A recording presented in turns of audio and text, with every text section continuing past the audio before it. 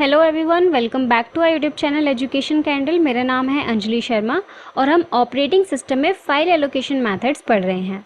Starting के 2 allocation method हम लोग अपनी प्रीवियस वीडियोस में कवर कर चुके हैं। आज हम लास्ट मेथड देखेंगे जिसका नाम है इंडेक्स्ड एलोकेशन। इंडेक्स्ड एलोकेशन में क्या होता है, जैसे कि हमारा सिंपल कॉन्टिन्यूअस और लिंक लिस्ट एलोकेशन में हो रहा था, वहाँ पे हम क्या कर रहे हैं, ये देख रहे हैं कि अगर आपके पास कोई भी डेटा है या कोई भी फाइल है तो आप ब्लॉक में उसको कैसे स्टोर करते हैं। तो इंडेक्स्ड एलोकेशन मेथड भी उसी का एक पार्ट है। इस तरीके से भी हम अपना जो फाइल है या जो डेटा है उसको स्टोर कर सकते हैं। इसमें हम क्या करेंगे, जितने भी फाइल्स हैं आपके, जितना भी डेटा है आपका, उसको आप अलग अलग ब्लॉक में डाल देंगे, अलग अलग स्पेस में डाल देंगे जहाँ पे भी अवेलेबल है। उसके बाद क्या करेंगे, जो पॉइंटर होगा उनका, वो आप एक अलग ब्लॉक में या एक अलग जो आपका ब्लॉक है, स्पेस है, वहाँ पे डाल देंगे। और उस ब्लॉक को हम क्या कहते हैं, हम उस ब्लॉक को कहते हैं इंडेक्स्ड ब्लॉक। इंडेक्स ब्लॉक में क्या होगा, जितने भी आपके ब्लॉक यूज़ हुए हैं उस डेटा को सेव करने में, उन सब के पॉइंटर वहाँ पे रहेंगे। यानी कि आप एक इंडेक्स ब्लॉक पे जाके सर्च करेंगे कि आपको कौन सी फाइल के पास जाना है, तो वो डायरेक्टली आपको उस फाइल के पास ले जाएगा। क्यों? क्योंकि हर फाइल का जो पॉइंटर है वो उसके पास है। ये मान लीजिए कि अगर आपकी क्लास में 4 बच्चे हैं, ठीक है, और एक मॉनिटर है। अब आप मॉनिटर से जाके कहते हैं कि मुझे इस नाम के बच्चे से मिलना है, तो मॉनिटर क्या करेगा, डायरेक्टली आपको जाके उस बच्चे के पास छोड़ देगा। क्यों? क्योंकि मॉनिटर को पता है कि ये चारों बच्चे जो हैं वो कहाँ पर हैं या कौन सी डेस्क पे बैठते हैं। ठीक है, यही इंडेक्स ब्लॉक का काम है। इंडेक्स ब्लॉक के पास क्या है, जितने भी आपके मेमोरी एलोकेशन में, जितने भी डेटा को स्टोर करने में स्पेस ऑक्यूपाइड किए गए हैं, उन सब का पॉइंटर हमारे इंडेक्स ब्लॉक के पास है। तो आप इंडेक्स ब्लॉक के पास जाएंगे तो आपको डायरेक्टली सबका एक्सेस मिल जाएगा। ठीक है, आप डायरेक्टली उनके पास जा सकते हैं। अब इसके आगे अगर हम देखें, इसको एक डायग्राम से समझने की कोशिश करेंगे। बहुत ही छोटा सा और सिंपल सा टॉपिक है, इसको एक्सप्लेन करने के लिए डायग्राम बेस्ट पार्ट रहेगा। अब मान लीजिए आपके पास एक डायरेक्टरी है जिसमें आपने फाइल बनाई जिसका नाम है जी। ठीक है, अब यहाँ पे क्या है, इस फाइल का जो इंडेक्स ब्लॉक है वो क्या है, 19 है। आपको यहाँ पे डायरेक्टरी में ऐसे ही स्टोर करनी होती हैं चीज़ें। आपको सबसे पहले फाइल का नाम लिखना होता है और फिर इंडेक्स ब्लॉक लिखना होता है कि कौन सा इंडेक्स ब्लॉक है जिसके पास सब कुछ है। जैसे कि मैंने आपको बताया, फाइल हो गई आपकी पूरी क्लास और इंडेक्स ब्लॉक हो गया आपका मॉनिटर, क्योंकि मॉनिटर के पास सारी क्लास में जितने भी बच्चे हैं उनका नाम है, उनका फ़ोन नंबर है। ठीक है, तो यहाँ पे हमारे पास इंडेक्स ब्लॉक क्या है, 19 है। ये मान लीजिए ये हो गया आपका इंडेक्स ब्लॉक 19।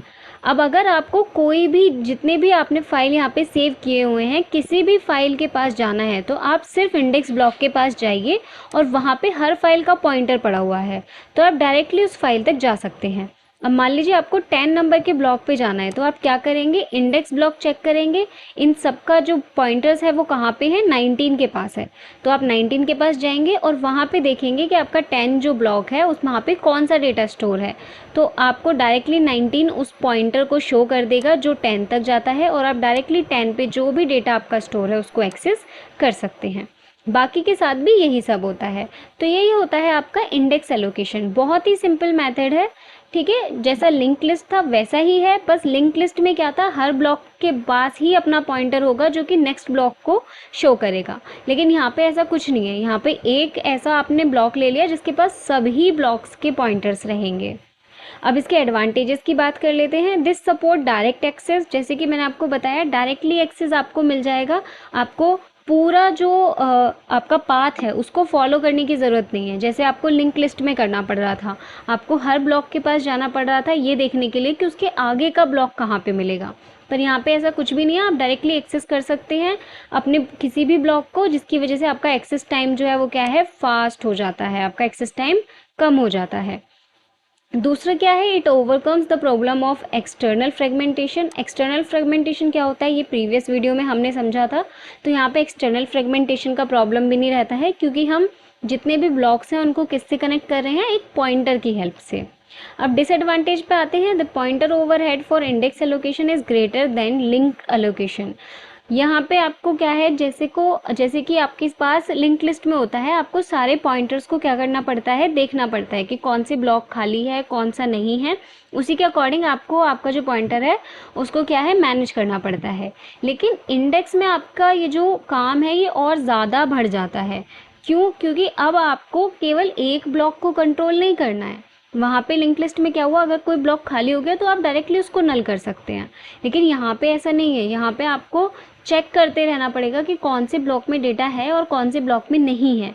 अगर कोई ब्लॉक खाली हो चुका है, वहाँ का जो डेटा है वो डिलीट किया जा चुका है, तो आपको इंडेक्स ब्लॉक में आके जो भी उसका पॉइंटर है उसको हटाना पड़ेगा। ठीक है, तो यहाँ पे जो मैनेजमेंट है वो थोड़ा सा डिफ़िकल्ट हो जाता है लिंक लिस्ट के अकॉर्डिंग। अब इसका दूसरा डिसएडवांटेज देखें तो वो ये है कि अगर आपके पास छोटी छोटी फाइल्स हैं, मान लीजिए आपको 2 या 3 ब्लॉक को ही सेव करके रखना है, तो वहाँ पे आपके लिए क्या है, ये बहुत बड़ा सिरदर्द बन सकता है। क्योंकि आपको क्या करना पड़ेगा, एक पूरा का पूरा ब्लॉक रखना पड़ेगा, इंडेक्स ब्लॉक, जिसमें आपको सिर्फ 2 या 3 फाइल्स को ही शो करना है। ठीक है, आपका इंडेक्स मेथड जो है ये अगर आपके पास काफ़ी सारे ब्लॉक्स हैं तब तो अच्छा है, तब तो आप इसको अच्छे से यूज़ कीजिए। लेकिन अगर छोटी सी चीज़ों को स्टोर करने के लिए भी आपको एक अलग से स्पेस लेना पड़ रहा है तो क्या है, वो ठीक नहीं है। वहाँ पे आपके मेमोरी का पूरी तरह से यूटिलाइजेशन नहीं हो रहा, क्योंकि वहाँ पे मेमोरी वेस्ट जा रही है। छोटी छोटी चीज़ों के लिए भी आपको अलग अलग ब्लॉक्स रखने पड़ रहे हैं। ठीक है, तो यही होता है आपका index allocation method. I hope कि आपको चीज़ें क्लियर हो गई होंगी।